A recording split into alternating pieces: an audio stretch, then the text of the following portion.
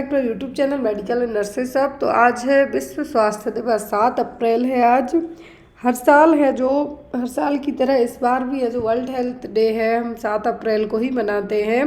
तो यहाँ पर जो भी लोग जुड़े हुए हैं मैं उनको बता दूं कि अपकमिंग टाइम में जीएमसीएच का नोटिफिकेशन भी आ गया है, केजीएमयू का भी आ गया, रेलवे की ऑलरेडी एग्ज़ाम डेट पता है आपको, नॉरसेट की भी पता है। तो बेस्ड ऑन सिलेबस एक क्लास आज की होने वाली है। एक गुड न्यूज़ भी है और एक बैड न्यूज़ भी है। गुड न्यूज़ आपके लिए ये है कि अपकमिंग मतलब आज ऑलरेडी 7 अप्रैल हो गई है, 15 अप्रैल से आप सभी के लिए बहुत ही इम्पॉर्टेंट एक सीरीज़ लाई जाने वाली है। सीरीज़ का नाम होगा मेडिकल एंड नर्सेज हब की स्पेशल सीरीज़, जिसमें आपके 50 मॉडल पेपर्स इंक्लूड किए जाएंगे। 50 मॉडल पेपर्स मतलब कितने, 5000 क्वेश्चन। कितने, 5000 क्वेश्चन होंगे। कोशिश की जाएगी कि विथ रेशनल के आपको क्वेश्चन यहाँ पे लाए जाएं। Next and most important thing कि इस जो 50 मॉडल पेपर की यहाँ पर जो क्वेश्चन होंगे ये आपके बेस्ड ऑन सिलेबस रहने वाले हैं। क्या होंगे? बेस्ड ऑन जो आपका सिलेबस है उसके अकॉर्डिंग यहाँ पे रहेंगे। तो जो भी लोग इन 50 मॉडल पेपर सीरीज़ के लिए अपकमिंग टाइम के लिए वेट कर रहा है तो उनके लिए सीरीज़ है जो अपडेट की जाएगी कब, 15 अप्रैल 2025 को। यहाँ पर क्योंकि कुछ क्वेश्चन रह गए हैं ऐड करने के लिए, स्पेशली रिसर्च के पूरे हर एक नर्सिंग सब्जेक्ट के क्वेश्चन यहाँ पे सीरीज़ में लाए जाएंगे। पर्टिकुलर सब्जेक्ट वाइज इस सीरीज़ को यहाँ पे ऐड किया जाएगा और ये सीरीज़ है जो आपको फ्री तो नहीं रहेगी, पेबल रहेगी। तो यहाँ पर एज़ पर आप सभी के रिव्यू मैंने आप सभी से पूछा भी था, तो इसका चार्ज ओनली 299 रुपीज़ रखा जाएगा और ये PDF फॉर्मेट में रहेगी। तो अच्छी चीज़ तो आपको ये हो गई, गुड न्यूज़ है आपके लिए मेरी तरफ से। 15 अप्रैल से स्टार्ट की जाएगी, यहाँ पर ऑलरेडी रेडी हो चुकी है, बट कुछ चीज़ें ऐड करना है तो वो आपकी 15 अप्रैल तक हो जाएंगी। 50 मॉडल पेपर जो आपके हर एक नर्सिंग एग्ज़ाम के लिए, GMCH हो जाए, चाहे यहाँ पर आपका लखनऊ, यूपी, कहीं के लिए भी एग्ज़ाम हो गए, 50 मॉडल पेपर में आपकी सभी बुक्स, सभी सीरीज़ ऑनलाइन प्लेटफॉर्म का सभी निचोड़ यहाँ पे लाया जाएगा इन 50 मॉडल पेपर में। नेक्स्ट यहाँ पर बैड न्यूज़ आपको ये है कि 12 अप्रैल के बाद से, आफ्टर 12 अप्रैल आप फ्लिपकार्ट से कोई भी बुक ऑर्डर नहीं कर पाएंगे। रीज़न ये है क्योंकि मैं 12 अप्रैल के बाद है जो लीव पे रहने वाली हूँ। क्लासेस आपकी बराबर होंगी बट आपकी फ्लिपकार्ट से जो बुक्स हैं वो आपको अवेलेबल है जो नहीं हो पाएंगी।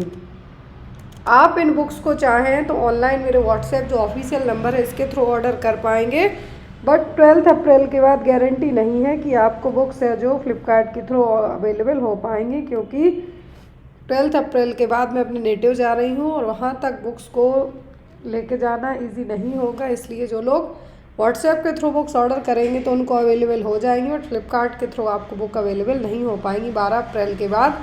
और अभी सभी बुक्स पर है जो बम्पर डिस्काउंट चल रहा है। यदि आप CHO की बुक लेते हैं तो उस पर भी डिस्काउंट है, ANM की बुक भी लेते हैं उस पर भी डिस्काउंट है। RRB की बुक का आपको ओनली प्रिंटिंग और कोरियर चार्ज बस लिया जा रहा है ओनली 250 रुपीज़ में। तो जो भी लोग इस बुक को ऑर्डर करना चाहते हैं कर सकते हैं। तो जो भी लोग इन बुक्स को या PDF को लेना चाहते हैं आप डायरेक्ट ऑर्डर भी कर सकते हैं। बैड न्यूज़ आपको यही है कि फ्लिपकार्ट से आपको है जो बुक 12 अप्रैल के बाद अवेलेबल नहीं हो पाएंगी। तीनों बुक्स आपको बुक्स डायरेक्ट ऑर्डर करनी होंगी। अभी भी आप बुक डायरेक्ट तो फ्लिपकार्ट से कर सकते हैं बट आफ्टर 12 अप्रैल।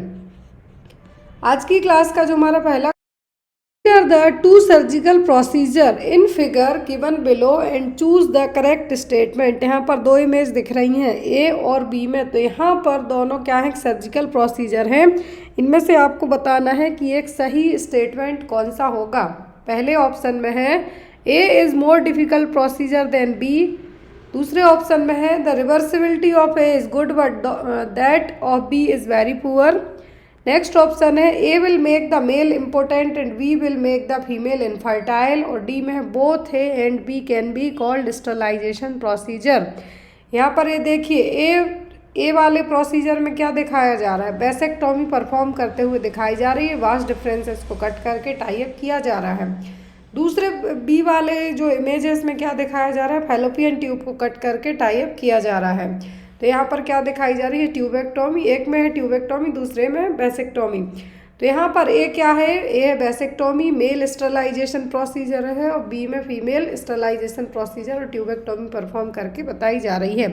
अब ऑप्शन में क्या कहा गया है, A is more difficult procedure than B, ऐसा बिल्कुल भी नहीं है, दोनों ही सर्जिकल प्रोसीजर हैं। फिर reversibility of A is good, तो रिवर्सिबिलिटी के चांसेस ना ए के ठीक होते ना बी के होते हैं कि आप इनको ओपन करवा लें। आपने गांव वगैरह में देखा होगा कि किसी के मान लो बच्चे हैं और कुछ रीजन से बच्चों की डेथ हो गई और मदर का या फादर का जो ट्यूबेक्टोमी या वैसेक्टोमी हो चुका है तो वो ओपन करवाने की कोशिश करते हैं, चांसेस कम रहते हैं बट, तो यहाँ पर ए भी नहीं आपका होगा। फिर A will make the male important and B will make the female infertile, तो यहाँ पर ऑपरेशन के बाद है जो कोई भी इनफर्टाइल नहीं होता है।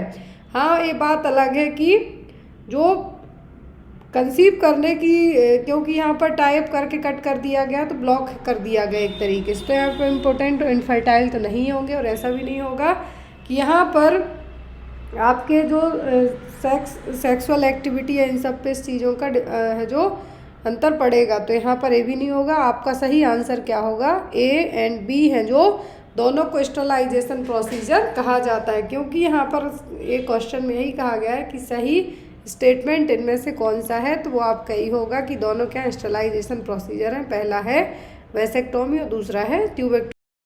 For giving unilateral ECT in which side of the head electrodes are placed on right handed person। Question समझने की कोशिश कीजिएगा। क्वेश्चन में कहा गया है कि यदि आप ईसीटी देने वाले हैं, मतलब कि इलेक्ट्रोकन्वल्सिव थेरेपी, ईसीटी किसके लिए दी जाती है, जब मरीज है जो दवाइयों के थ्रू, मेडिकेशन के थ्रू ठीक ना हो रहा हो तब ईसीटी का उपयोग किया जाता है, इलेक्ट्रोकन्वल्सिव थेरेपी। तो इलेक्ट्रोकन्वल्सिव थेरेपी यदि दे रहे हैं हम किस तरीके से, यूनिलेटरल, यूनी मतलब सिंगल साइड, पर्सन क्या है, तो यहाँ पे कहा है कि सिर के किस तरफ आप इलेक्ट्रोड लगाएंगे, यदि पर्सन राइट हैंडेड है तब राइट साइड में, लेफ्ट साइड, इट में बी प्लेस्ड एट राइट और लेफ्ट, या फिर in between right and left. तो यहाँ पर दोनों साइड तो लगाना नहीं है, क्योंकि यहाँ पर साफ साफ कहा गया है यूनिलेटरल ईसीटी। क्वेश्चन देखिए, क्वेश्चन में साफ साफ कहा गया है क्या, यूनिलेटरल ईसीटी यहाँ पे दी जानी है।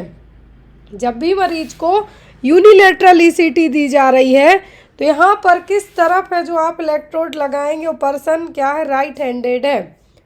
तो आप इस टाइम पे जब यदि पर्सन यूनिलेटरल में क्या होगा कि यदि पर्सन राइट हैंडेड पर्सन है तो ईसीटी के जो इलेक्ट्रोड्स हैं, जो दिमाग में लगाए जाने वाले इलेक्ट्रोड्स हैं, वो भी राइट साइड ही लगाए जाएंगे। कहाँ पर, हेड के राइट साइड में ही इलेक्ट्रोड्स को है जो लगाया जाएगा। क्लियर है। अब यहाँ पे हम ईसीटी के बारे में थोड़ा सा पढ़ेंगे जो आपको अपकमिंग एग्जाम में हेल्पफुल रहे, आपके लिए बहुत हेल्पफुल है। पहले पॉइंट में तो बताया गया है कि यूनिलेटरल ईसीटी है क्या। तो ईसीटी है जनरली बेस्ड ऑन, अलग अलग तरीके से होती है, मॉडिफाइड, अनमॉडिफाइड होगी, यूनिलेटरल होती है, बाईलेटरल भी होती है। तो जो बाईलेटरल ईसीटी है, यहाँ पर यूनिलेटरल कहा गया है, बाईलेटरल ईसीटी है। तो बाईलेटरल ईसीटी मतलब बाई मतलब दोनों तरफ, वन इलेक्ट्रोड प्लेस होगा लेफ्ट साइड में और दूसरा होगा राइट साइड में। यहाँ पे मैं आपको नोट कर देती हूँ कि जो बाईलेटरल ईसीटी है, स्पेलिंग मिस्टेक हो जाए तो आप थोड़ा सा समझ लीजिएगा। तो यहाँ पर जो वन इलेक्ट्रोड है, वन इलेक्ट्रोड कहाँ पे लगेगा, लेफ्ट साइड ऑफ हेड, और जो सेकंड इलेक्ट्रोड है, क्या है, सेकंड इलेक्ट्रोड है, वो लगेगा एक लेफ्ट में और एक राइट में। तो ये क्या हो गई, बाईलेटरल हो गई आपकी। अब आता है आपका यूनी, यूनी का मतलब होता है सिंगल और बाई का मतलब होता है दो। तो यूनिलेटरल ईसीटी में होगा क्या कि जो इलेक्ट्रोड है, क्या है, इलेक्ट्रोड है नॉन डोमिनेंट साइड में लगाया जाएगा। Electrode placed on the non dominant side, क्या है, नॉन डोमिनेंट साइड मतलब जो चीज़ नॉन डोमिनेंट, वैसे जैसे हमारा हाथ है, राइट हैंड मोस्टली यूज़ करते हैं, तो वो हमारा कौन सा हैंड कहलाता है, डोमिनेंट हैंड, मतलब जो चीज़ ज़्यादा यूज़ कर रहे हैं। नॉन डोमिनेंट मतलब कम यूज़ की जाने वाली। तो यहाँ पर ये आपका ये नहीं है कि राइट या फिर लेफ्ट है, यहाँ पर किसी एक तरफ। तो यूनिलेटरल ईसीटी में यदि राइट हैंडेड पर्सन है तो राइट साइड है जो ईसीटी लगाई जाएगी। क्लियर। अब ईसीटी के बारे में थोड़ा सा जानेंगे, ईसीटी है क्या, क्यों दी जाती है, किसको हमें नहीं देना है। तो इलेक्ट्रोकन्वल्सिव थेरेपी का इस्तेमाल क्या करने के लिए किया जाता है? यदि मरीज डिप्रेशन में चला गया, सिजोफ्रेनिया में चला गया, मेडिकेशन से क्या है उसको ठीक नहीं किया जा रहा है, कर पा रहे हैं, मेडिकेशन असर नहीं हो रही है, तब ईसीटी देंगे। ऐसा नहीं कि डायरेक्ट पर्सन को डिप्रेशन हुआ, सिजोफ्रेनिया हुआ, आप ईसीटी दे दें, तो ऐसा नहीं है। ईसीटी की जो पहली बार ईसीटी को इंट्रोड्यूस किया गया था वो किया गया था अप्रैल 1938 में कार्लेटी एंड बिन्नी ने। इन दो साइकेट्रिस्ट के नाम याद रखिए, एग्जाम में आते हैं। ईसीटी का जो आविष्कार कहें या इंट्रोड्यूस कहें हम, तो 1938 में कार्लेटी एंड बिन्नी ने दिया था। अब यहाँ पर ईसीटी के थ्रू होता क्या है, एक तरीके के झटके ही देना, करंट ही देना। तो यहाँ पर artificial induction of grand mal seizure, क्या है यहाँ पर artificial induction of grand mal seizure दिया जा रहा है। मतलब दिमाग जो सुप्त हो चुका है उसको उठाने के लिए एक तरीके का करंट देना आर्टिफिशियल तरीके से, बाया इलेक्ट्रोड्स, इलेक्ट्रिकल करंट देना ग्रैंड माल सीजर लाने के लिए। अब इस ग्रैंड माल सीजर में टॉनिक फेज आती है 10 से 15 सेकंड की, क्लोनिक फेज आती है 30 से 60 सेकंड की। ड्यूरेशन और जो काउंटिंग वगैरह है वो आप याद रखिए, सेम एज एग्जाम में आपको आती है। ईसीटी से किया क्या जाना, तो आर्टिफिशियल इंड्यूस किए जा रहे हैं ग्रैंड माल सीजर, और जब ईसीटी देते हैं तो ग्रैंड माल सीजर आएंगे तो टॉनिक फेज होगी 10 से 15 सेकंड की, और क्लोनिक फेज होगी 30 से 60 सेकंड की। जब आप इलेक्ट्रोड्स ब्रेन पे लगा के इलेक्ट्रिकल सप्लाई करेंगे तब। अब यहाँ पर कितने वोल्ट तक का आप करंट दे सकते हैं, कितने ड्यूरेशन तक, तो ये करंट कभी भी 1.5 सेकंड से ज़्यादा आपको नहीं देना है।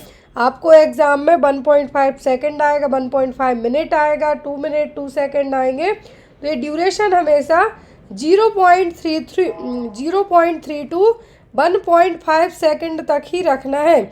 इससे ज़्यादा यदि आप देंगे, 2 मिनट का यदि आपके ऑप्शन में 1 मिनट 2 मिनट है तो आपको मार्क नहीं करना है, मरीज सीधा निकल लेगा।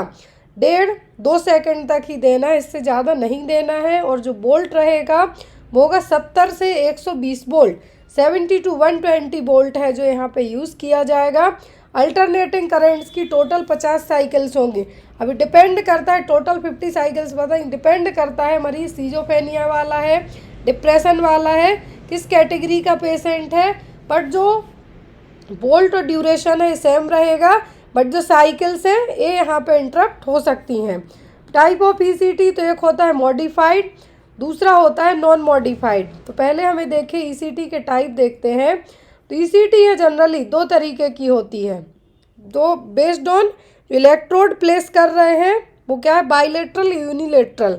अब होती है डायरेक्ट, मतलब यहाँ पर मेडिकेशन के बेस पर डायरेक्ट ईसीटी, बिना कोई दवाई दिए ईसीटी है जो दी जाए तब, बिना कोई मेडिकेशन के एनेस्थेटिक और मसल रिलैक्सेंट 2 चीज़ें यूज़ की जाती हैं। बिना कुछ दिए यदि जनरलाइज्ड कन्वल्जन लाए जा रहे हैं, ग्रैंड माल सीजर्स लाए जा रहे हैं, तो ये डायरेक्ट ईसीटी है। नाउअडेज इसका यूज़ नहीं किया जाता है, क्योंकि इसके कारण डायरेक्ट ईसीटी में ना एनेस्थेटिक एजेंट देंगे ना मसल रिलैक्सेंट देंगे, मरीज को सीधा डायरेक्ट करंट देंगे, तो जो कन्वल्जन्स आएंगे उसके कारण हड्डियाँ भी टूट सकती हैं, दांत डिसलोकेट हो सकते हैं। दूसरा आता है मॉडिफाइड, जो यूज़ किया जाता है जिन भी लोगों ने अपने जीएनएम और बीएससी नर्सिंग में साइकेट्रिक हॉस्पिटल में ट्रेनिंग ली होगी, उन्होंने प्रोसीजर होते हुए देखे होंगे, या फिर साइकेट्रिक हॉस्पिटल में आप जॉब करते हैं तो वहाँ आपको देखने को मिल जाएंगे। मॉडिफाइड ईसीटी में होता क्या है कि मसल रिलैक्सेंट भी दिए जाते हैं। क्या है, मसल रिलैक्सेंट के तौर पे सक्सिनाइल कोलिन दिया जाता है और एनेस्थेटिक एजेंट दिया जाता है, जिसके कारण हम फ्रैक्चर के रिस्क को कम कर सकते हैं। क्या है, फ्रैक्चर रिस्क को कम कर सकते हैं। बट इस मॉडिफाइड ईसीटी में होता क्या है कि मरीज को शॉर्ट टर्म मेमोरी लॉस भी हो सकता है। बट कंपेयर टू डायरेक्ट और मॉडिफाइड के, मॉडिफाइड ज़्यादा यूज़ की जाती है, डायरेक्ट को कम यूज़ किया जाता है। अब जो ड्रग्स यूज़ की जाती हैं इलेक्ट्रोकन्वल्सिव थेरेपी में, ये भी एग्जाम में आपको आती हैं। पहली आती है एट्रोपिन सल्फेट। क्या है, एट्रोपिन सल्फेट दी जाती है ताकि जो सलाइवेशन हो रहा है, यदि सलाइवेशन होता है तो मरीज एस्पिरेट कर सकता है, तो उसको कंट्रोल करने के लिए, सीक्रेशन को कम करने के लिए दी जाएगी। दूसरा दिया जाता है muscle relaxant succinyl Colin.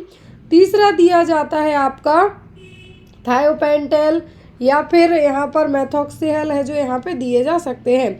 Oxygen की भी ज़रूरत पड़ती है क्योंकि कुछ कुछ केसेस में पेशेंट आफ्टर ईसीटी के बाद अनकॉन्शियस रहेगा या सांस लेने में दिक्कत होती है तो उसको आर्टिफिशियल ऑक्सीजन भी दी जाती है। तो ये था हमारा ईसीटी के बारे में। अब ईसीटी क्यों देंगे, मतलब किस मरीज को देनी है। तो यदि मरीज डिप्रेशन का है, हमेशा याद रखें जब मरीज मेडिकल ट्रीटमेंट से ठीक नहीं होता है, मेडिकेशन से ठीक नहीं होता है, तब ईसीटी दी जाएगी। डिप्रेशन में मरीज सीवियर साइकोसिस का है, मतलब मैनिया है, डेलीरियम है या सीजोफेनिया है या फिर ऑर्गेनिक साइकोसिस हुई है, इन केस में ईसीटी है जो दी जाती है। अब किस केस में नहीं देना है, यदि पेशेंट का इंट्राक्रैनियल प्रेशर आईसीपी बढ़ा हुआ है तो एब्सोल्यूट कॉन्ट्राइंडिकेशन माना जाता है कि इस केस में ईसीटी नहीं देना है। दूसरे होते हैं रिलेटिव, क्या है, हमारे रिश्तेदार नहीं, यहाँ पर रिलेटिव कॉन्ट्राइंडिकेशन है, मतलब इस केस में भी ईसीटी है जो नहीं देनी है। रिलेटिव कॉन्ट्राइंडिकेशन है, इसमें भी ईसीटी नहीं दी जाती। यदि मरीज को सेरिब्रल डिसऑर्डर जैसे एन्यूरिज्म हो गया, इंटरनल ब्लीडिंग हो गई, एमआई है या फिर कंजेस्टिव हार्ट फेलियर वाला, यदि मरीज प्रेग्नेंट है, फर्स्ट ट्राइमेस्टर की प्रेगनेंसी है, तब भी नहीं देना, हड्डियाँ टूटी हो तब भी नहीं देना। तो यहाँ पर क्योंकि और ज़्यादा रिस्क रहती है ईसीटी के बाद फ्रैक्चर होने की, तो यहाँ पर ये सब क्या है, कॉन्ट्राइंडिकेशन है। बट यदि एब्सोल्यूट कॉन्ट्राइंडिकेशन पूछा जाए तो वो ऑलमोस्ट एक ही होता है, वो होता है आईसीपी बढ़ा हुआ हो। उस दौरान मान लीजिए आपके ब्रेन में ऑलरेडी जो इंट्राक्रैनियल प्रेशर बढ़ा हुआ है, ईसीटी दिया और प्रेशर बढ़ेगा, मरीज साइकोसिस से तो बाद में ठीक होगा, पहले ऐसे ही निकल जाएगा। तो यहाँ पर क्या है, ईसीटी के बारे में पॉइंट्स याद रखिए। बेस्ड ऑन इलेक्ट्रोड प्लेस करने की बात करें तो दो तरीके की होती है, बाइलेटरल मतलब दोनों side right and left head side में हेड में इलेक्ट्रोड लगाए जाएंगे, यूनिलेटरल सिंगल साइड मतलब इलेक्ट्रोड प्लेस किया जाता है नॉन डोमिनेंट साइट में। ईसीटी शुरुआत कब हुई थी, 1938 में कार्लेटी एंड बिन्नी ने इसको इंट्रोड्यूस किया था। एक तरीके की वो मेथड है जिसमें आर्टिफिशियल इलेक्ट्रिकल करंट दे के ब्रेन को ग्रैंड माल सीजर्स को क्या किया जाता है, इंड्यूस किया जाता है, जिसमें टॉनिक फेज होगी 10 से 15 सेकंड, क्लोनिक 30 से 60 सेकंड की। 70 से 120 वोल्ट से ज़्यादा का करंट नहीं देना है, मरीज निकल लेगा, मर जाएगा। 0.3 to 1.5 सेकंड से एक जो इलेक्ट्रोड से करंट की सप्लाई करेंगे हम, ड्यूरेशन है मतलब कितनी देर तक आपको इलेक्ट्रोड्स के थ्रू करंट देना है, तो 0.3 to 1.5 सेकंड तक ही रहना चाहिए, इससे ज़्यादा नहीं। मेडिकेशन पूछे तो एट्रोपिन सल्फेट दी जाती है सीक्रेशन को कम करने के लिए ताकि मरीज एस्पिरेट ना कर पाए। सक्सिनाइल कोलिन दिया जाता है एज अ मसल रिलैक्सेंट के तौर पर, एनेस्थेटिक एजेंट के तौर पर है जो थायोपेंटल वगैरह भी दिए जा सकते हैं। बेस्ड ऑन मेडिकेशन तो ईसीटी दो तरीके की होगी, जैसे based on placement of electrode bilateral unilateral, वैसे ही मेडिकेशन बेस पे डायरेक्ट मतलब बिना कोई एनेस्थेटिक एजेंट बिना कोई मसल रिलैक्सेंट दिए डायरेक्ट करंट देना, ईसीटी देना, जिसके कारण मरीज को दांत तो जो पूरा जबड़ा है वो तो हिलेगा ही डुलेगा, साथ में हड्डियां भी टूट सकती हैं। मॉडिफाइड में एनेस्थेटिक एजेंट भी दिए जाते हैं, मसल रिलैक्सेंट भी दिए जाते हैं, जिसके कारण जो रिस्क फैक्टर्स हैं उनको हम कम कर सकते हैं। क्लियर? किस केस में नहीं देना है, तो आईसीपी बढ़ा हुआ उस केस में तो बिल्कुल। आई होप सो कि आपको ईसीटी पूरी समझ में आ गई हो, क्योंकि मैंने एक ही क्वेश्चन में ईसीटी से जितना एग्जाम में आता है वो सब चीज़ें कवर कर दी हैं। ईसीटी देने के बाद मरीज की केयर याद रखें, मरीज को सबसे पहले हमें इंजरी से प्रिवेंट करना होता है, क्योंकि आफ्टर द ईसीटी पेशेंट के गिरने पड़ने के चांस ज़्यादा होते हैं, शॉर्ट टर्म मेमोरी लॉस भी होती है, कभी कभी फ्रैक्चर भी हो जाता है। तो मरीज को रिस्क फॉर इंजरी से प्रिवेंट करना आपकी फर्स्ट प्रायोरिटी है, और ऑक्सीजन सप्लाई, ये दो चीज़ें आपको मेनली है जो याद रखनी है। अगला क्वेश्चन है हमारा, nursing care to patient who is on anti depressant includes except. तो यदि कोई मरीज एंटी डिप्रेसेंट एजेंट ले रहा है, मतलब डिप्रेशन को ट्रीट करने वाली मेडिकेशन ले रहा है, तो सभी चीज़ें करना है किसी एक को छोड़कर। Advise the patient to take medication at bed time due to its sedative effects. Give medicine empty stomach to increase absorption. Do not give medicine empty stomach at it may cause the nausea vomiting. Give plenty of fluids. Nursing care में सब कुछ करना है। यदि मरीज anti depressant medication ले रहा है, किसी एक को छोड़कर, मरीज डिप्रेशन का है, ट्रीटमेंट के लिए मेडिकेशन दी जा रही हैं, तो उसको सभी चीज़ें करनी है। पहली प्रायोरिटी, आप जब भी एंटी डिप्रेसेंट ड्रग हो, चाहे वो सिलेक्टिव सेरोटोनिन रिसेप्टर इनहिबिटर्स हो, एसएसआरआई हो, या फिर जो ट्राईसाइक्लिक एजेंट तो कुछ भी दे रहे हैं एंटी डिप्रेशन वाले मरीज को, सबसे पहली चीज़ होती है पेशेंट को खाली पेट में दवाई नहीं देना है। खाली पेट में दवाई देने से एब्जॉर्प्शन की तो बाद में बात आएगी, मरीज को इरिटेशन होगा, क्योंकि हमेशा जो एंटी डिप्रेसेंट एजेंट होते हैं तेज ही होते हैं, हाई होते हैं। डोज हाई नहीं हम ये कहेंगे, उनका जो मैकेनिज्म ऑफ एक्शन है कंपेयर टू अदर्स के, जो आप पैरासीटामोल लेते हैं अदर, उनसे ज़्यादा ही रहेगा। तो उस टाइम पे मरीज को खाली पेट में दवाई नहीं देना है, इरिटेशन होगा स्टमक में, नोजिया वॉमिटिंग होगा। दूसरा, ज़्यादा से ज़्यादा पानी भी पिलाते रहना है। तीसरा, जो एंटी साइकोटिक ड्रग होती हैं, एंटी डिप्रेसेंट एजेंट होते हैं, उनको हमेशा नाइट टाइम में दिया जाता है, क्योंकि उनको लेके मरीज है जो सुस्त हो जाएगा, सो जाएगा। सोएगा मतलब खोएगा, मतलब एक तरीके से सेडेटिव का काम करेंगे। तो यहाँ पर आपको क्या नहीं करना है, पेशेंट को एडवाइस करना है कि बेड टाइम में ही मेडिकेशन लीजिए आप, कभी भी मेडिकेशन खाली पेट में नहीं देना है, ज़्यादा से ज़्यादा पानी पिलाना है। और यदि मरीज मेडिकेशन ले रहा है तो उसको नोटिस करना है, स्पेशली डिप्रेशन वाले पेशेंट को, कि उसने अपनी मेडिकेशन ली है या नहीं, कि कहीं थ्रो इट तो नहीं कर दी, फेंक तो नहीं दी। तो ये चीज़ें आपको माइंड में रखना है जब भी आप डिप्रेशन वाले पेशेंट की केयर कर रहे हो।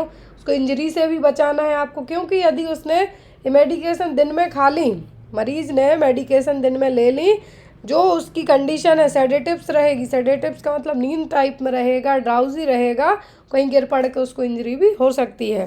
तो यहाँ पर जो आपको नहीं करना है वो क्या होगा, give medicine empty stomach to increase the absorption. यहाँ पर एब्जॉर्प्शन इंक्रीज नहीं होगा, मरीज को नोजिया वॉमिटिंग उल्टी होगी, और जो मेडिकेशन दी है वो आउट हो जाएगी, वो काम नहीं करेगी। क्लियर। अब यहाँ पर हम बात करेंगे कि जो डिप्रेशन के लिए मेडिकेशन कौन कौन सी दी जाती हैं, जो ऐड की है, जो एज अ एंटी डिप्रेसेंट के तौर पे यूज़ की जाने वाली ड्रग है। पहली आती है TCA, ट्राईसाइक्लिक एंटी डिप्रेसेंट और टेट्रासाइक्लिन एजेंट। तो यहाँ पर ट्राईसाइक्लिक एंटी डिप्रेसेंट में आपकी आती है इमिप्रामाइन, जो मोस्टली यूज़ की जाती है, और एमिट्रिप्टिलिन यूज़ की जाती है। तो ये क्या है, दो तो मेनली यूज़ की जाती हैं। फिर मोनो अमीनो ऑक्सीडेज इनहिबिटर्स में आपके क्या आते हैं, फेनाइलजीन, मोक्लोमिडिन। तो बहुत सारी और मेडिकेशन होती हैं जो यहाँ पर MAOI के तौर पर भी यूज़ की जाती हैं। फिर आपका आता है SSRI, मतलब selective serotonin reuptake inhibitors, commonly use की जाने वाली ड्रग है, जिसमें फ्लॉक्सिटिन कॉमनली यूज़ की जाती है। सर्ट्रैलिन, फ्लॉक्सिटिन, आप यदि साइकेट्रिक हॉस्पिटल में जॉब किए होंगे तो आपने मेडिकेशन देखी होंगी यहाँ पर। और जितनी भी डिप्रेशन को ट्रीट करने वाली ड्रग है, ये प्रिस्क्राइब्ड मेडिकेशन है, बिना प्रिस्क्रिप्शन के अवेलेबल नहीं होती है। अगला क्वेश्चन है हमारा, to address the huge burden of mental disorder government of India has launched which programme. तो भारत सरकार ने मेंटल डिसऑर्डर का जो बढ़ते हुए केसेस हैं, क्या है, मेंटल डिसऑर्डर के जो केसेस हैं, बढ़ते हुए केसेस हैं, तो यहाँ पर कौन सा प्रोग्राम है लाया गया था, नेशनल साइकेट्रिक प्रोग्राम, या फिर national programme for mentally handicapped, national mental health programme, या फिर नेशनल प्रोग्राम फॉर स्पिरिचुअलिटी। तो मेंटल डिसऑर्डर का जो बर्डन, जो बढ़ती हुई जनता है, काम का प्रेशर, किसी चीज़ का प्रेशर, किसी को भी मेंटल प्रॉब्लम हो सकती है, तो मेंटल हेल्थ के प्रति जागरूकता फैलाने के लिए एक प्रोग्राम लाया था गवर्नमेंट ने, वो था नेशनल मेंटल हेल्थ प्रोग्राम। क्या है, नेशनल मेंटल हेल्थ प्रोग्राम, जो कि गवर्नमेंट ऑफ इंडिया ने 1982 में लॉन्च किया था। याद रखिए, भारत सरकार ने NMHP मतलब national mental health programme launch किया था 1982 में, 1982 में, ये आपको एग्ज़ाम में आता है। After that district mental health programme आया था 1996 में। और 2019 की रिपोर्ट के अकॉर्डिंग यदि हम बात करते हैं WHO के थ्रू, WHO की जो रिपोर्ट आई थी उसके हिसाब से इन एवरी 8 पीपल, मतलब 2019 में, यहाँ पे मैं आपको ऐड करती हूँ कि जो 2019 में WHO ने, वर्ल्ड हेल्थ ऑर्गेनाइजेशन ने अपनी रिपोर्ट लाई थी, तो कोई एक है जो एवरी 8 पीपल में से क्या है, परेशान है मेंटल प्रॉब्लम को लेके, मेंटल हेल्थ को लेके। तो यहाँ पे आपको याद रखना है कि हर 8 में से एक आदमी मेंटल हेल्थ से परेशान है, जिसमें एंजाइटी और डिप्रेशन सबसे कॉमन है, ये भी याद रखिए। एंजाइटी एंड डिप्रेशन, तो एंजाइटी और डिप्रेशन सबसे कॉमन मेंटल प्रॉब्लम में कंसीडर किया जा रहा है। अगला क्वेश्चन है यहाँ पर, which of the following is an acute decline in both the level of consciousness and cognition with particular impairment in attention. It is a life-threatening yet potentially reversible disorder of the central nervous system. Question ध्यान से समझने की कोशिश कीजिए कि सबसे last में क्या कहा गया है कि ये सेंट्रल नर्वस सिस्टम का डिसऑर्डर है जो कि रिवर्सिबल है, मतलब बार बार हो सकता है, एक बार हुआ तो ज़रूरी नहीं कि ये दोबारा नहीं होगा, ये रिवर्सिबल है। ये आपको पॉइंट याद रखना है, क्या है, सेंट्रल नर्वस सिस्टम का है, क्या है, रिवर्सिबल है। अब एक्यूट है मतलब शॉर्ट टर्म के लिए है, लेकिन कॉन्शियसनेस और कॉग्निशन और कॉन्शियसनेस दोनों क्या होते हैं यहाँ पर, डिस्टर्ब रहेंगे। तो यहाँ पर क्या होगा, डिमेंशिया, डेलीरियम, एमनेसिया या फिर अल्जाइमर। क्या होगा यहाँ पर, डिमेंशिया होगा, डेलीरियम होगा, एमनेसिया होगा कि अल्जाइमर। क्या है, एक्यूट है, एक्यूट डिक्लाइन इन बोथ मतलब शॉर्ट टर्म के लिए कॉन्शियसनेस और कॉग्निशन दोनों डिस्टर्ब होंगे, लाइफ थ्रेटनिंग है और रिवर्सिबल भी है, साथ में सेंट्रल नर्वस सिस्टम की प्रॉब्लम है। तो ये होगा आपका क्या, डेलीरियम। क्या होगा, डेलीरियम। अब यहाँ पर ये देखिए, डेलीरियम और डिमेंशिया के बीच का क्या डिफरेंस याद रखना है हमेशा आपको। यदि क्या कहा जाए, रिवर्सिबल है और एक्यूट है तो ये डेलीरियम होगा, क्योंकि जो डिमेंशिया है एज्ड पर्सन में होता है और ये इरिवर्सिबल है।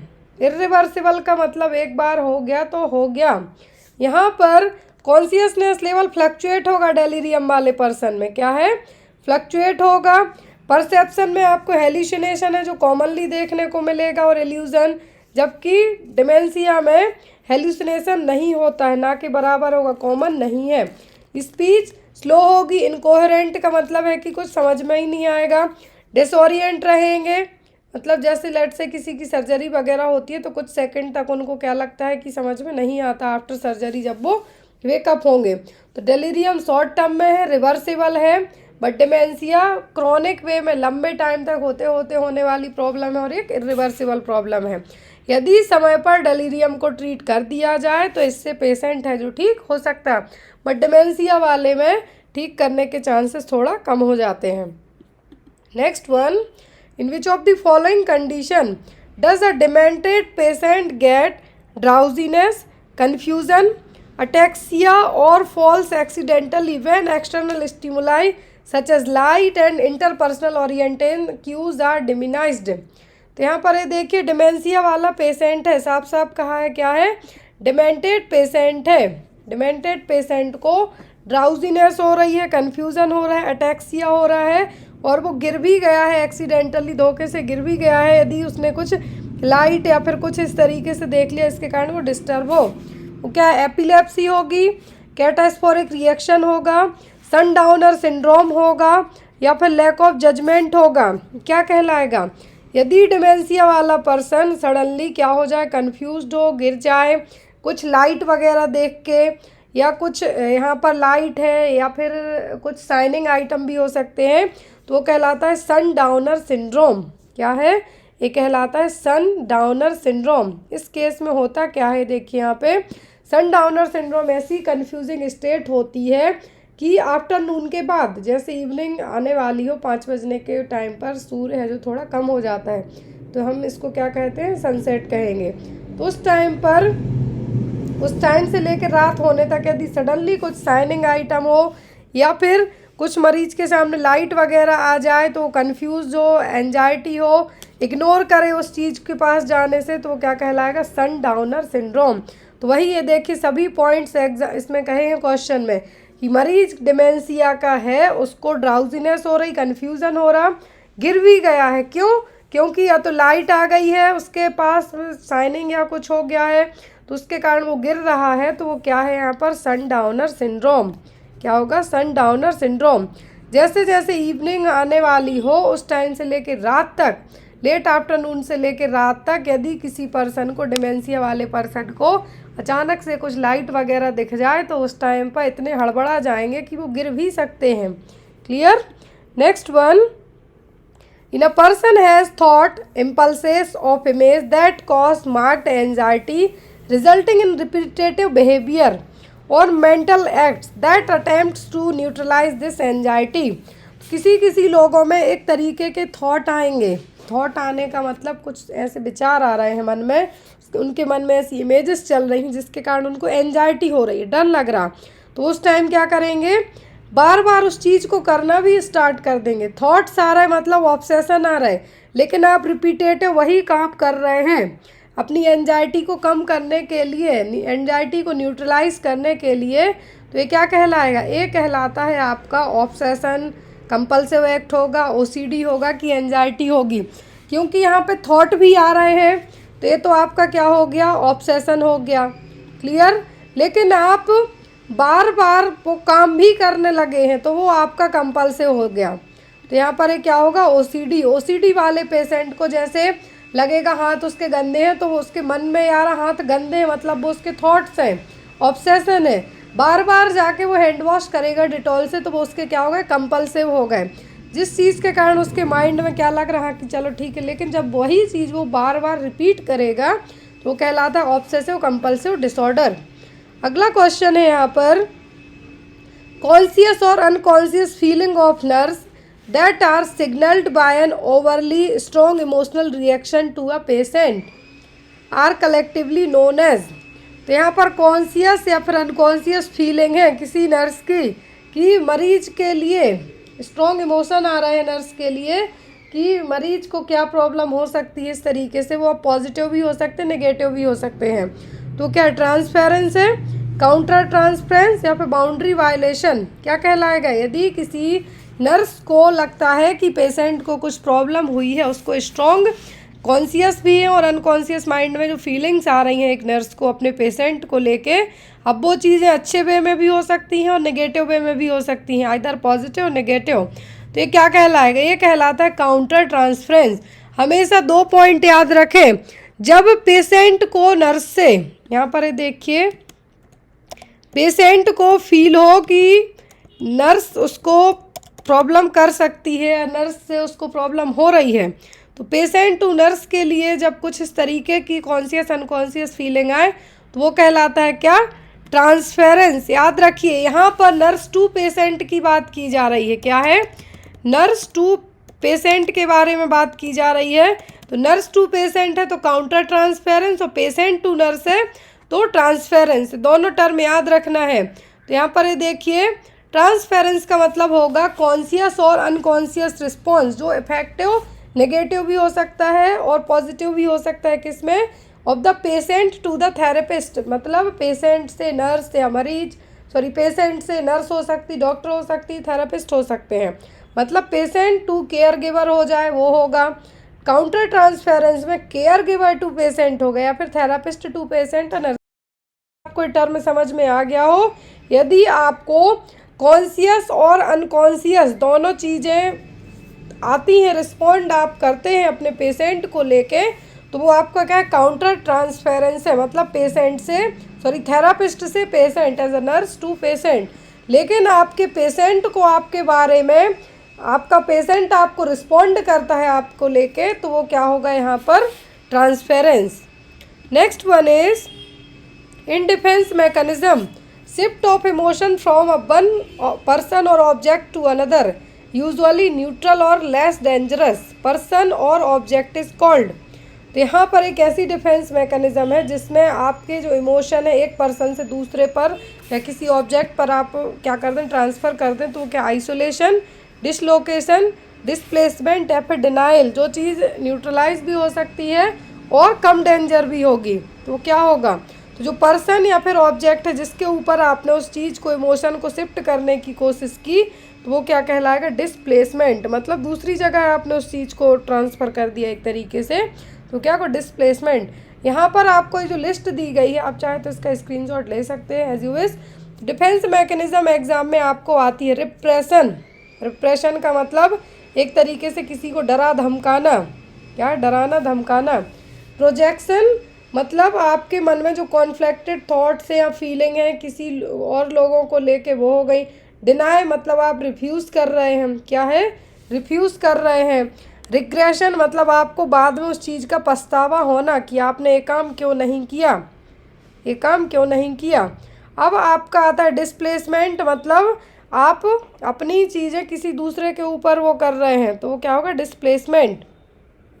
नेक्स्ट वन, तो यहाँ पर उतना तो मैंने डिफेंस मैकेनिज्म आपको नहीं एक्सप्लेन की क्योंकि आगे हमारे बहुत सारे क्वेश्चंस हैं, लेकिन आपको जो डिफेंस मैकेनिज्म है नेगेटिव पॉजिटिव दोनों तरीके की पढ़ लेनी है। एग्जाम में आपको mostly rationalisation, projection, denial, displacement है जो पूछी जाती हैं। अगला क्वेश्चन है bodily sensation specially sensory symptoms experienced as imposed on the body by some external force are called. तो बॉडीली सेंसेशन फील कर रहे हैं, जो सेंसरी सिम्टम्स भी हो सकते हैं आपको कि आपकी बॉडी पर कुछ है जो फोर्स लग रहा है, बट वैसा है नहीं, वो क्या है, delusion of perception, bizarre delusion, somatic passivity या फिर इल्यूजन। क्या कहलाएगा, आपको लगेगा कि आपको कोई धक्का देने वाला है, आपको लग रहा है कि कोई आपको धक्का देने वाला और स्ट्रांगली आपको लग रहा है एक्सटर्नल फोर्स के थ्रू कि बॉडी पे ये चीज़ फील हो रही है आपकी बॉडी पे, मतलब बॉडी मतलब सोमेटिक बॉडी आपकी। मेंटल बात करें, मेंटल बात करें मतलब दिमाग में थॉट्स बस आ रहे हैं, लेकिन आपको जब अपनी बॉडी पे कुछ ऐसा फील हो कि ऐसा हो रहा है तो हमेशा कहलाती है सोमेटिक पैसिविटी। क्या है, वो कहलाती है सोमेटिक पैसिविटी। सोमेटिक पैसिविटी का मतलब है कि बॉडीली सेंसेशन, मतलब आपको फील हो रहा है कि कोई आपको धक्का दे रहा है, बाहर से कोई आपको पुश करने की कोशिश कर रहा है, आपका कोई गला दबाने की कोशिश कर रहा है, ये सब थॉट आते हैं जो मेंटली डिस्टर्ब होते हैं। डिल्यूजन ऑफ परसिक्यूशन मतलब इलॉजिकल थिंकिंग टाइप से आपके माइंड में चलती रहेंगी। अब आता है थॉट ब्रॉडकास्टिंग, मतलब आपका दिमाग एक जगह से दूसरी जगह जो दौड़ेगा कि आप सोच भी नहीं सकते हैं। थॉट इंसर्शन मतलब आपको लगेगा कि कोई एविल स्पिरिट आपके अंदर आपको अलग अलग चीज़ें हैं जो इंसर्ट कर रही है। अब यहाँ पर ये देखिए डिल्यूजन, यदि डिल्यूजन, इल्यूजन और हेलुसिनेशन ये एग्ज़ाम में बहुत आते हैं, ये एग्ज़ाम में बहुत आते हैं।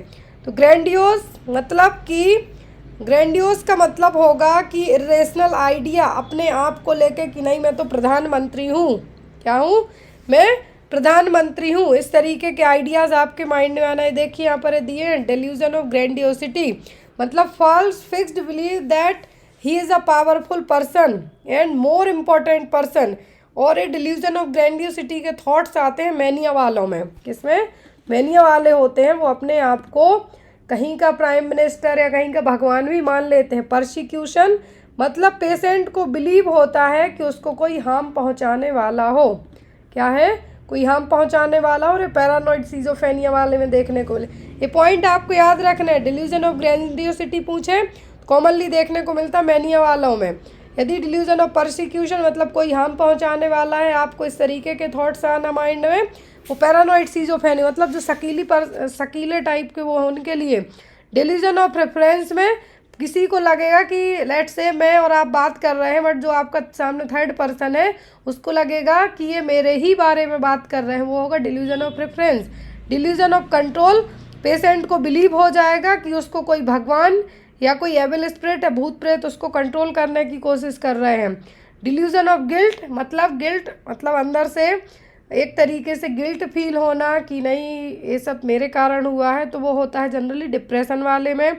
एक्यूसेशन मतलब अपने आप के ऊपर बिलीव करना कि जो कुछ भी हो रहा है उन सब के लिए मैं ही जिम्मेदार हूँ और ना कोई जिम्मेदार है, तो वो होगा आपका एक्यूसेशन, एक तरीके से आरोप लगाने वाला, गिल्ट करने वाला। पॉवर्टी वाला, डिल्यूजन ऑफ पॉवर्टी मतलब आपको वर्थलेसनेस समझने वाला, ये भी डिप्रेशन में है। डिल्यूजन ऑफ निहिलिज्म, निहिलिज्म का मतलब कि कोई चीज़ है ही नहीं, मतलब एक तरीके से नथिंग इज इन एग्जिस्टेंस मतलब कुछ चीज़ एग्जिस्ट ही नहीं करती, ना माँ होते, ना बाप होते, ना प्यार होता, ना बच्चे होते, कुछ नहीं होता, क्या निहिलिज्म है। जेलसी मतलब एक तरीके की जलन होना। और ये है जो डिल्यूजन ऑफ जेलसी और जो पैरानॉइड वाले पर्सनालिटी वाले होते हैं इनमें कॉमन देखने को मिलता है। अगला क्वेश्चन है हमारा which of the following is not a somatic symptom of depression. Somatic, फिर बात करी गई है सोमेटिक की, मतलब बॉडी से रिलेट करती। कौन सा सोमेटिक सिम्टम नहीं है डिप्रेशन का? Decrease in appetite, diurnal variation, marked hopelessness या फिर अर्ली मॉर्निंग अवेकनिंग। तो सोमेटिक सिम्टम नहीं है, सोमेटिक सिम्टम नहीं है मतलब एपेटाइट कम हो रही, मतलब आपकी बॉडी ही डिस्टर्ब होगी यहाँ पर, होपलेसनेस फील कर रहे हैं आप, या फिर अर्ली मॉर्निंग अवेकनिंग हो रही है, डायर्नल वेरिएशन हो रहा है। तो सोमेटिक की बात की गई है तो आप खाना नहीं खाएंगे। डायर्नल वेरिएशन का मतलब दिन रात के बारे में आपको उतना है जो नहीं रहेगा, रात हो गई दिन हो गई, कब सो रहे उठ रहे वो हो जाएगा आपका डायर्नल वेरिएशन में। अर्ली मॉर्निंग अवेकनिंग मतलब बहुत सुबह सुबह 3-4 बजे से उठ जाना। तो ये सब क्या है? सोमेटिक सिम्टम है डिप्रेशन वालों के। लेकिन होपलेसनेस, यहाँ पर होपलेसनेस, हेल्पलेसनेस एंड वर्थलेसनेस, ये तीनों चीज़ें किस में आएंगी आपकी? होपलेसनेस, हेल्पलेसनेस और वर्थलेसनेस से फील करना आपकी मेंटल है। यहाँ पर क्या है? आपकी मेंटल है, लेकिन यहाँ पर सोमेटिक में नहीं होंगी। क्लियर? नेक्स्ट है यहाँ पर question, which of the following is a priority nursing diagnosis for patient with diagnosed acute mania with hyper activity symptom. यहाँ पे देखिए बात की गई है पेशेंट किसका है? एक्यूट मैनिया का मरीज है, लेकिन हाइपर एक्टिव सिम्टम है। मैनिया वालों में, मैनिया वाले कभी भी शांत नहीं बैठते हैं, खुद को हार्म तो पहुंचा ही सकते, साथ में दूसरों को भी नुकसान पहुंचा सकते हैं मैनिया वाले। तो हाईएस्ट नर्सिंग प्रायोरिटी आपकी क्या होगी? डायग्नोस करते हैं, नर्सिंग डायग्नोसिस बनाते हैं जब आप पेशेंट आपका acute mania with hyper activity symptoms present कर रहा है। Impaired nutrition, impaired social interaction, high risk for injury या फिर सेल्फ स्टीम डिस्टर्बेंस। तो मरीज का nutrition, social interaction, self esteem तब आप बचाएंगे जब मरीज खुद बचेगा, मैनिया वाला या दूसरों को नुकसान पहुंचाएगा। तो यहाँ पर इंजरी, जैसा मैंने आपसे सबसे पहले कहा, मैनिया वाले खुद को तो हार्म कर सकते, साथ में दूसरों को भी चोट पहुंचा सकते हैं। तो मैनिया वाले के लिए सबसे ज़्यादा जो प्रॉब्लमेटिक चीज़ें यहाँ पर आपकी फर्स्ट प्रायोरिटी पे आएगी, प्रायोरिटी बेस्ड क्वेश्चन है, तो आपको हमेशा क्या करना है? Injury, high risk for injury होने के चांसेस ज़्यादा होंगे मैनिया वाले पर्सन में। आपने बाइपोलर डिसऑर्डर पढ़ा होगा जिसमें मैनिया और डिप्रेशन एक ही पर्सन को, बाइपोलर डिसऑर्डर पढ़ा होगा, मैनिया प्लस डिप्रेशन एक ही पर्सन को बट दो अलग अलग टाइम में देखने को मिलेंगे। हो सकता है कि एक मरीज कुछ टाइम पहले बहुत ज़्यादा तोड़फोड़ मचा रहा हो, हंस रहा हो, खेल कूद रहा हो, खा रहा हो, मैनिक स्टेट में है, लेकिन दूसरे ही दिन या कुछ समय के बाद वो शांत सुप्त हो जाए, वो कहलाते हैं बाइपोलर वाले। एक सिंगल पर्सन में मैनिया और डिप्रेशन दो अलग अलग टाइम पे देखने को मिले तो वो क्या है? बाइपोलर। तो यहाँ पर आपको सबसे पहली प्रायोरिटी क्या होगी? High risk for injury. अभी देखिए जो यहाँ पर मैनिया वाले पर्सन के एलिवेटेड मूड के 4 सिम्टम होते हैं, यूफोरिया, एलेशन, एक्सल्टेशन, एक्सटेसी। ये 4 एग्जाम में आपको बहुत आते हैं। यदि मैनिया एपिसोड वाला पेशेंट है, सीवियरिटी ऑफ मैनिक एपिसोड है, मूड एलिवेटेड रहता ही रहता है। तो यूफोरिया होती है जिसमें पहली स्टेज होती है increased sense of psychological wellbeing and happiness not in with ongoing events. तो यहाँ पर फर्स्ट क्या है? यूफोरिया। दूसरे में मूड है जो बहुत ज़्यादा एलेट होगा, साइकोमोटर एक्टिविटी बढ़, पहले में इतना ज़्यादा खुश होगा, दूसरे में फिजिकली भी वो चटकून करने लगेगा। एक्सल्टेशन मतलब intense elation of mood with delusion of grandeur. Mood तो हाई पहले से ही था, भाई साहब के हाथ पैर भी चलने लगे बहुत ज़्यादा, तो ये दोनों मिक्स हो जाएंगे यहाँ पर। चौथी स्टेज होगी severe relation of mood, intense sense of rapture और ब्लिसफुलनेस सीन इन डेलीरियस और स्टूप्रस मैनिया। मतलब जब ये चारों चीज़ें मिलके मूड हाई हो, दिमाग के साथ साथ हाथ पैर भी दोनों, चारों चीज़ें अलग अलग तरीके से चलें, तो क्या होंगी यहाँ पर? स्टेज। यूफोरिया फर्स्ट है, एलेशन सेकंड है, तीसरी एक्सल्टेशन और चौथी एक्सटेसी। ये देखिए मैनिया और डिप्रेशन, जैसा मैंने कहा कि जब एक पर्सन को दोनों चीज़ें हों अलग अलग टाइम पर तो वो बाइपोलर है।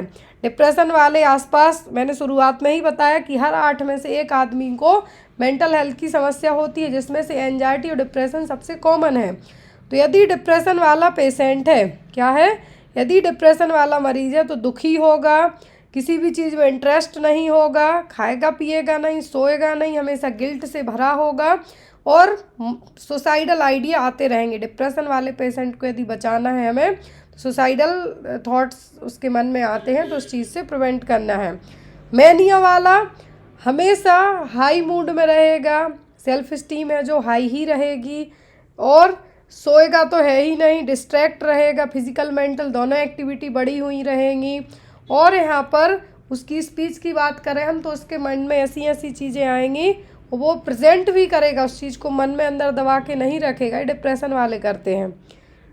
अब यहाँ पर जो बेसिक मेडिकेशन यूज़ होती हैं मैनिया वाले में, वो देखिए फर्स्ट लाइन ट्रीटमेंट में आता है आपका lithium, valproate, lithium carbonate, lithium citrate. Lithium की यदि टॉक्सिसिटी हो जाए पेशेंट में, यदि मैनिया के मरीज में, लिथियम थेरेपी है जो फर्स्ट लाइन ड्रग के तौर पे यूज़ की जाती है, वालप्रोइक एसिड और लिथियम। तो यहाँ पर यदि लिथियम की हाइपरटॉक्सिसिटी हो या ओवरडोज हो, तो मरीज के लिए सीरम यदि नहीं भी है तो भी पेशेंट यदि लिथियम ले रहा है तो उसके ब्लड सीरम चेक करवाते रहना होता है कि इसको टॉक्सिसिटी डेवलप तो नहीं हो रही है। और जो अदर ड्रग भी दी जाती हैं इसमें, तो फर्स्ट लाइन ड्रग तो हमेशा होती हैं लिथियम और वालप्रोइक एसिड। एंटीकन्वल्सेंट भी दिए जाते हैं, कार्बामाज़ेपाइन दिया जाता है, और हेलोपेरिडोल भी यूज़ किया। ओलेंजापाइन, हेलोपेरिडोल और एस्पेरिडोन, ये मेडिकेशन मैनिया वाले पेशेंट में कॉमनली यूज़ की जाती हैं। लेकिन फर्स्ट लाइन पूछे तो हमेशा यदि आपके सामने ऑप्शन में वालप्रोइक एसिड या फिर लिथियम, इन दो में से एक है, तो आप उसको मार्क कर दीजिए। और यदि लिथियम और वालप्रोइक एसिड दोनों हैं तो आप लिथियम को मार्क करिएगा। अगला क्वेश्चन है, क्लिनिकल फीचर्स ऑफ सीजोफेनिया इंक्लूड। तो इनमें से सीजोफेनिया वाले पेशेंट के क्या लक्षण हैं? हेल्यूसिनेशन, डिल्यूजन, कंफ्यूज थॉट्स या फिर ऑल ऑफ दी अबव। तो सीजोफेनिया है जो कॉमनली एज्ड पर्सन में देखने को मिलता है, और यदि ये एक बार हो गया तो इसको ट्रीट करना है जो बहुत मुश्किल हो जाता है, क्योंकि इसके जो पॉजिटिव साइन है तो फिर भी ठीक है, यदि नेगेटिव साइन मरीज में दिखने लगे तो ठीक करना मुश्किल हो जाता है। तो ये सभी चीज़ें, हेल्यूसिनेशन होगा, डिल्यूजन होगा, थॉट भी कंफ्यूज्ड होंगे, मतलब क्या है यहाँ पर सब कुछ। अब देखिए एग्जाम में जनरली ब्यूलर के जो 4A हैं, ब्यूलर के 4A हैं, सिम्टम है एक तरीके से डायग्नोस करने के लिए सीजोफेनिया में, वो होता है पहला है अफेक्टिव ब्लंटिंग, दूसरा एसोसिएशन डिस्टर्बेंस, तीसरा ऑटिज्म और चौथा एम्बिवैलेंस। ये चारों हैं जो चारों सिम्टम प्राइमरी सिम्टम 4 ब्यूलर सिम्टम है किसके? सीजोफेनिया के।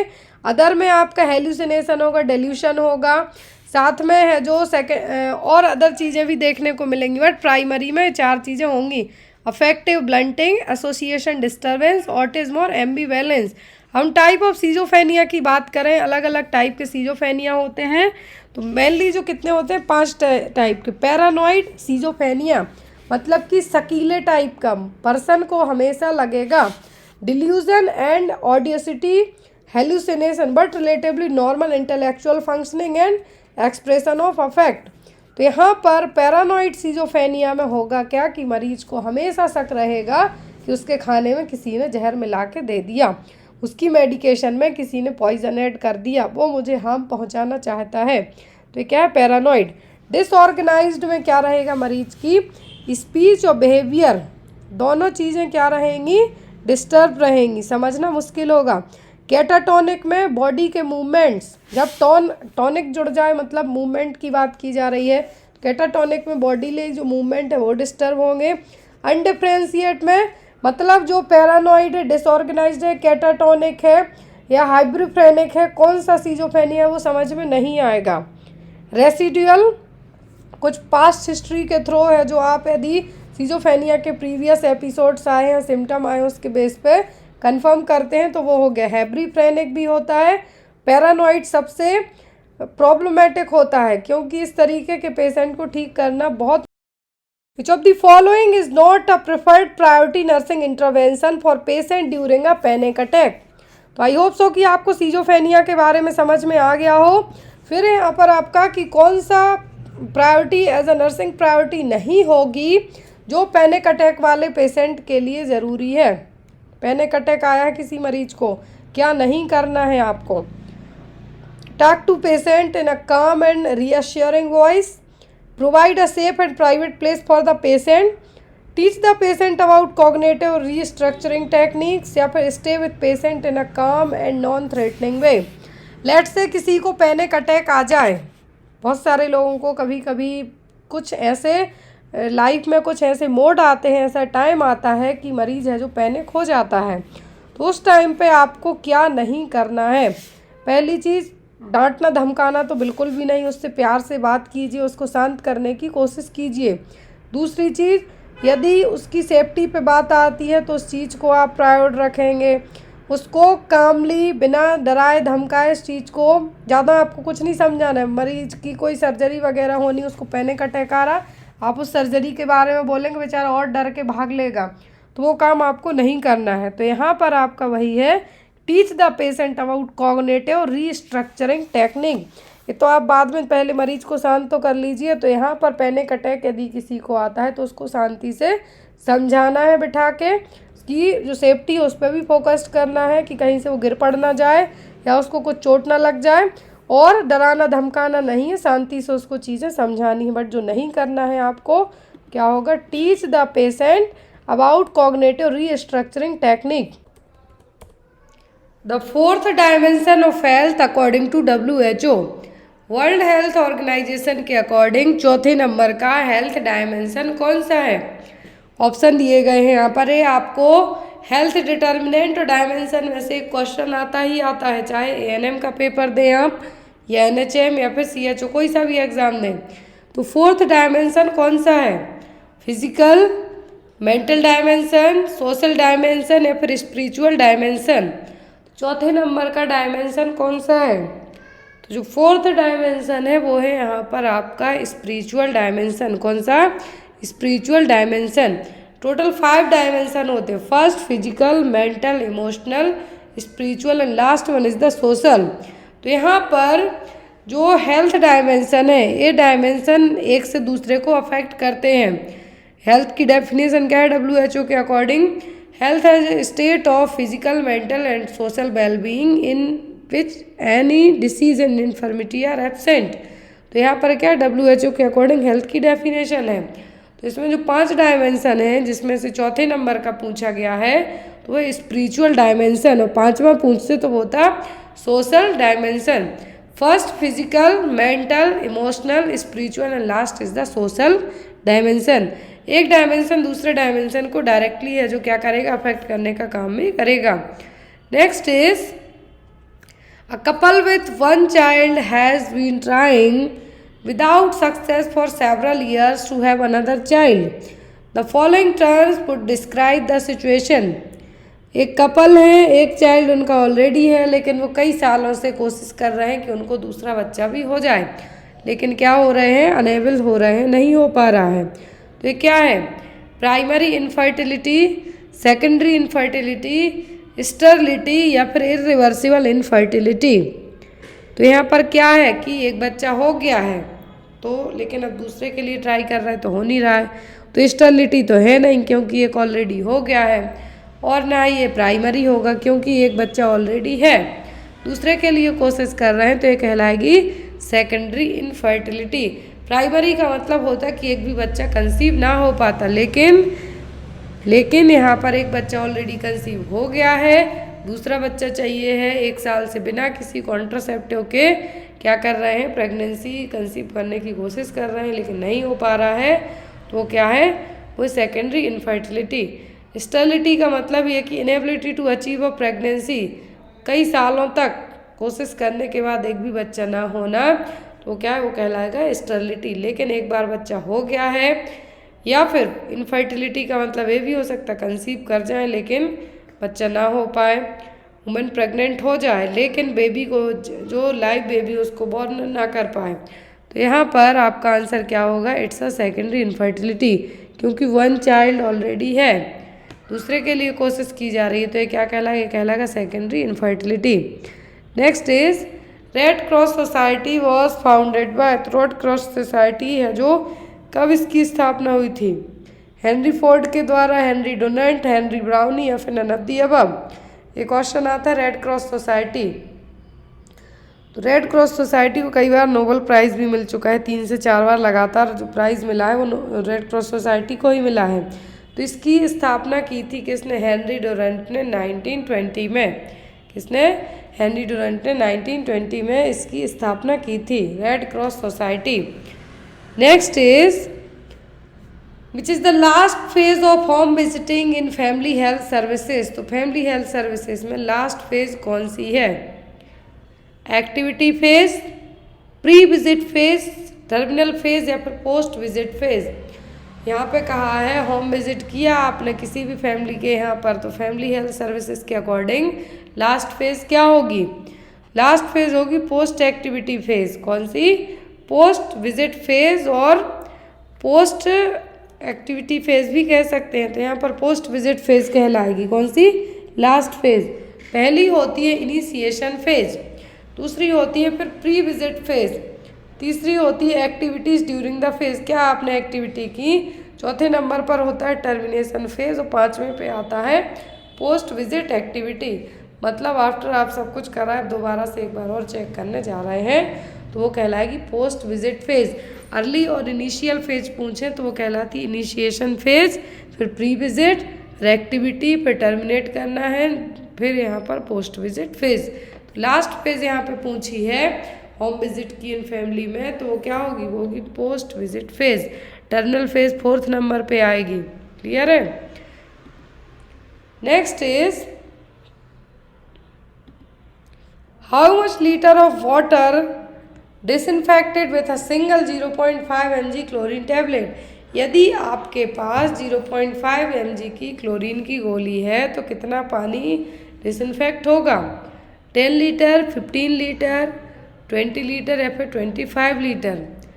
क्लोरीनेशन ऑफ वाटर जब यदि करते हैं आप तो क्लोरीन की जो 0.5 mg की टैबलेट है से कितना पानी डिसइंफेक्ट होगा? तो होगा 20 लीटर। कितना? 20 लीटर पानी डिसइंफेक्ट होगा।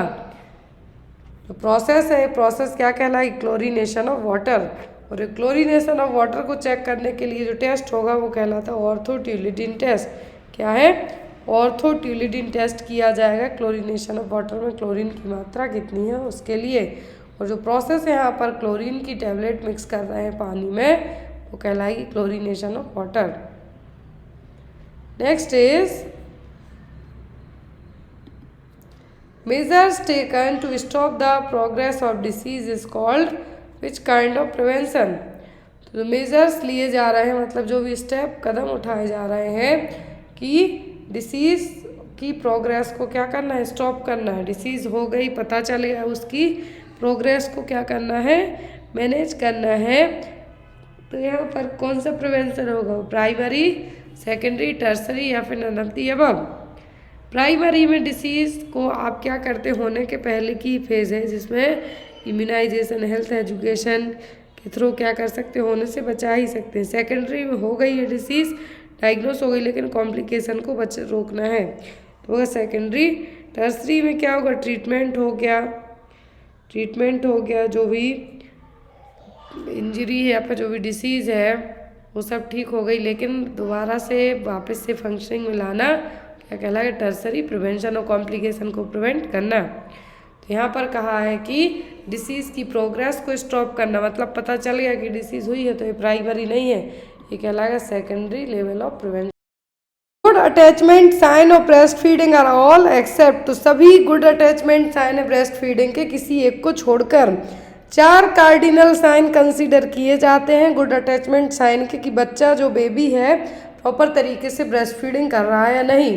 ऑप्शन में है baby's mouth widely open, lower lip turn inward, baby's chin touch the breast, majority of areola is inside baby's mouth. Good attachment sign की बात की जा रही है कि बच्चा प्रॉपर तरीके से फीड कर रहा है या नहीं। वो यहाँ पर होगा कि सबसे पहला बेबी का माउथ है जो वाइडली ओपन होगा, बड़े तरीके से मुंह खोलेगा। लोअर लिप हमेशा जो नीचे का लिप है बाहर की तरफ रहेगा, आउटवर्ड। बेबी का चिन है जो माँ के ब्रेस्ट को टच करेगा, और एरियोला का जो मोस्ट ऑफ द पार्ट है बेबी के मुंह के अंदर रहेगा। तो यहाँ पर गुड अटैचमेंट साइन होगा। अब एक्सेप्ट करके क्वेश्चन है, तो आपका आंसर क्या होगा? फर्स्ट तो बिल्कुल सही है कि बेबी का माउथ वाइडली ओपन होगा। थर्ड भी सही है कि ब्रेस्ट को चिन है जो ब्रेस्ट को टच करेगा। लास्ट है जो एरियोला बेबी के मुंह में रहेगा, मेजर पार्ट है एरियोला का बेबी के मुंह के अंदर रहेगा। लोअर लिप है जो कहाँ रहेगा? आउटवर्ड। क्या रहेगा? बेबी का जो लोअर लिप है आउटवर्ड रहेगा, ना कि इनवर्ड। देखिए यहाँ पर गुड अटैचमेंट साइन पे बेबी जो फीड करते करते माँ के फेस को भी देखेगा, नोज क्लोज रहेगी। लेकिन आपको इतना याद रखना है, बट जो आपके कार्डिनल साइन में कंसीडर किया जाता है वो यही होता है कि बेबी का माउथ है जो वाइडली ओपन होगा, चिन है ब्रेस्ट को टच करेगा, साथ ही साथ बेबी के जो लिप्स हैं वो आउटर वर्ड रहेंगे, लोअर लिप है जो आउटर वर्ड रहेगा, और यहाँ पर मेजॉरिटी ऑफ एरियोला बेबी के मुंह के अंदर रहेगा। तो यहाँ पर आपका जो सही आंसर है वो क्या होगा? वो होगा लोअर लिप टर्न इनवर्ड, क्योंकि यहाँ पर एक्सेप्ट करके पूछा है। बट यदि पूरे 4 साइन की बात करें तो यहाँ पे आउटवर्ड होगा lower lip. Next one is below what weight hepatitis B vaccine is not recommended to be given. कितने से कम वजन हो बच्चे का तो हेपेटाइटिस बी वैक्सीन नहीं देना है। 1 किलोग्राम, 2 किलोग्राम, 3 किलोग्राम या फिर 2.5 kg। तो जब भी हेपेटाइटिस बी वैक्सीन की हम बात करते हैं इंट्रामस्कुलरली बच्चे में दी जाती है eight the time of birth. लेकिन यहाँ पे क्राइटेरिया रखा गया है कि यदि बच्चे का वजन कितने ग्राम से कम हो तो ये नहीं देना। जैसे विटामिन के का इंजेक्शन दिया जाता है, 1 किलोग्राम से कम बच्चे का वजन है तो डोज भी हाफ कर देते, 0.5 कर देते हैं।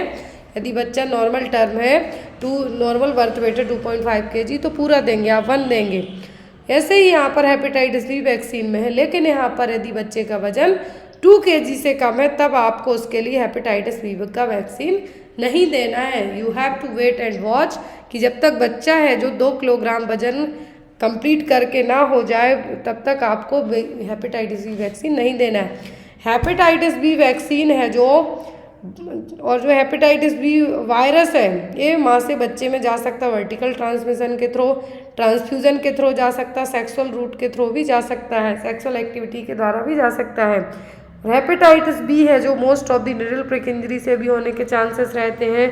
तो जितने भी हॉस्पिटल केयर वर्कर होते हैं, हेल्थ केयर वर्कर होते हैं, उनको कंपलसरी रखा जाता है कि आपको हेपेटाइटिस बी वैक्सीन लगी हुई हो, क्योंकि आप मेडिकेशन इंजेक्ट करते हैं, इंजेक्शन लगाते हैं तो उस टाइम पर नीडल प्रिक होने के चांसेस आपको रह सकते हैं। तो इसीलिए हेपेटाइटिस बी वैक्सीन लगाई जाती है, लेकिन eight the time of birth भी बच्चों में दी जाती है। लेकिन बच्चे का वजन यदि 2 किलोग्राम से कम है तो उसको हेपेटाइटिस बी वैक्सीन नहीं देंगे। आप वेट करेंगे कि जब बच्चे का वजन 2 किलोग्राम क्रॉस कर जाएगा तब आप उसमें वैक्सीन दे सकते हैं। और at the time of birth 3 vaccine दी जाती हैं, hepatitis B vaccine, BCG vaccine, oral polio vaccine. Oral polio vaccine के डोज को 0 में कंसीडर किया जाता है।